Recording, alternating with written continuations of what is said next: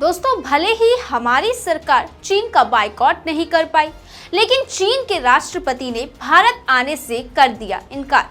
जी हाँ, ठीक सुना आपने। अब इस मुद्दे को लेकर देश की रिटायर्ड महिला सिपाही वीर कमांडर अनुमा आचार्य ने भी सरकार को घेरा है। बताएंगे पूरी खबर, लेकिन उससे पहले नमस्कार, मैं साक्षी और आप देख रहे हैं देश नीति। देश नीति, केवल सच्ची और पक्की खबरें। दोस्तों, खबर में आगे बढ़ने से पहले अगर आपने हमारे चैनल को सब्सक्राइब नहीं किया है तो अभी सब्सक्राइब भी कर लें। देखिए, आने वाले 9 और 10 सितंबर भारत के लिए बेहद महत्वपूर्ण होने वाले हैं, क्योंकि भारत G20 की मेजबानी कर रहा है। देखा जाए तो तमाम बड़े देशों के राष्ट्रीय अध्यक्ष भारत में G20 के लिए आएंगे और इसी बैठक के लिए राजधानी दिल्ली को दुल्हन की तरह सजाया गया है। और तो और दिल्ली में तो 3 दिन की छुट्टी का भी ऐलान कर दिया गया है। लेकिन इस बीच जो खबरें आ रही हैं वो काफी हैरान करने वाली है। देखिए, पहले खबर आई थी कि रूस के राष्ट्रपति यानी कि व्लादिमीर पुतिन G20 की बैठक में हिस्सा नहीं लेंगे। और देखिए, उनका ना आना समझ भी आता है, क्योंकि वो ब्रिक्स सम्मेलन में भी शामिल नहीं हुए थे। और जब से यूक्रेन और रूस का युद्ध हुआ तभी से वो ऐसे अंतर्राष्ट्रीय मंचों से तो दूरी बनाए हुए हैं।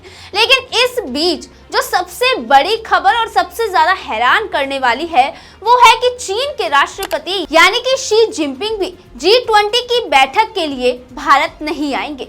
अब आप ही देखिए, एक तो चोरी और ऊपर से सीना जोरी। ऐसा मैंने इसलिए कहा क्योंकि G20 शिखर सम्मेलन की शुरुआत से ठीक 12 दिन पहले चीन ने अपना एक नया नक्शा जारी किया था। और इस नक्शे में देखिए तो भारत के एक्साई चीन और अरुणाचल प्रदेश को चीन ने अपना हिस्सा बता दिया।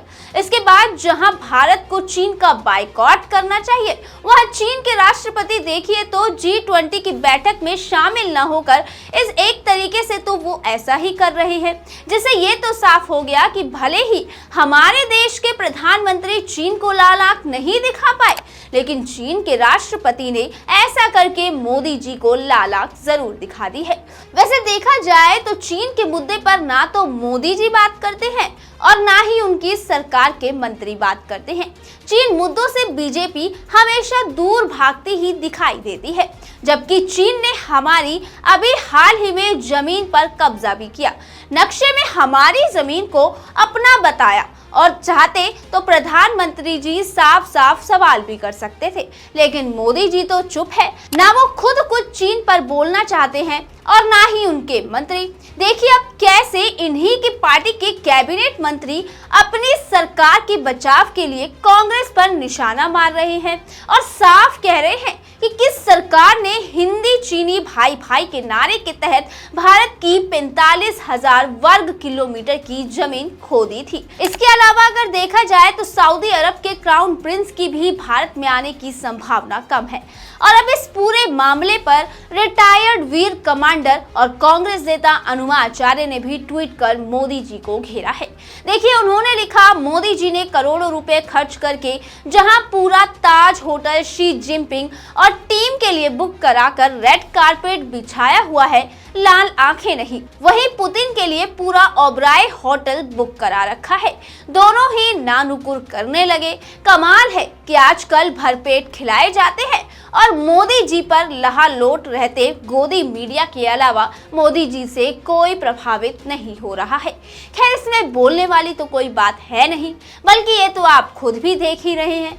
एक तरफ देश की गोदी मीडिया मोदी जी के विदेशों की तारीफों के पुल बांधते नहीं थकती, मोदी जी का बखान करते हुए कहती है कि मोदी जी ने तो देश को विश्व गुरु बनाया है। लेकिन आज आप नतीजा खुद ही देख लीजिए ना कि देश में इतना बड़ा G20 सम्मेलन होने वाला है और देखिए 3 देशों के बड़े बड़े राष्ट्र अध्यक्षों के ना आने की खबर से क्या साबित होता है, इसका अंदाजा आप खुद भी लगा ही सकते हैं। क्या इससे आपको लगता है कि भारत को विश्व गुरु बनाया गया है? सोचिए तो जरा कि जिस चीन को हमें लाल आंखें दिखानी चाहिए थी, आज वही चीन हमें लाल आंख दिखा रहा है। जिस चीन को हमें बायकॉट करना चाहिए था, आज उस देश के राष्ट्रपति G20 की बैठक में शामिल न होकर हमारा ही बायकॉट कर रहे हैं। सबसे बड़ा सवाल तो यही है कि आखिर प्रधानमंत्री जी चीन मुद्दे पर चुप क्यों है, वो कुछ बोलते क्यों नहीं। एक तरफ 3 बड़े बड़े देशों के राष्ट्रीय अध्यक्ष का G20 की बैठक में शामिल ना होना और दूसरी तरफ चीन के राष्ट्रपति का इस तरह से भारत को लाल आंख दिखाने पर आप क्या सोचते हैं, कमेंट करके हमें जरूर बताइएगा। और ऐसी ही राजनीति से जुड़ी अच्छी और सच्ची खबरों के लिए जुड़े रहिए हमारे चैनल देश नीति से। ऐसी खबरों के लिए आप हमारे फेसबुक पेज को भी फॉलो कर सकते हैं। तब तक के लिए धन्यवाद, मिलते हैं आपसे अगली वीडियो के साथ। आपका एक सब्सक्राइब हमारे लिए महत्वपूर्ण है। देश नीति को अभी सब्सक्राइब करें और बेल आइकन को दबाना ना भूलें।